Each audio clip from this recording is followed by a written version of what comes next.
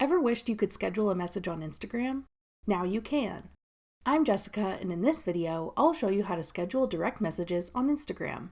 Now let's get started. To schedule a message on Instagram, open the Instagram app and tap the message icon in the top right corner. Then open an existing conversation you want to schedule a message in, or start a new conversation. Type out what you want your scheduled message to say. Then hold down the Send button to open the scheduling menu. Use the sliders to choose the date and time you want your message to be sent. When you're done, tap the Send at Scheduled Time button at the bottom. Once you've scheduled a message, you'll see one scheduled message at the bottom.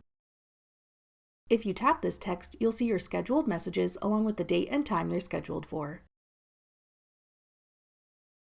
If you hold down a message bubble, you can send the message now, copy the text, or delete the scheduled message so it will no longer be sent. When the date and time you scheduled a message for comes around, your message will be sent automatically.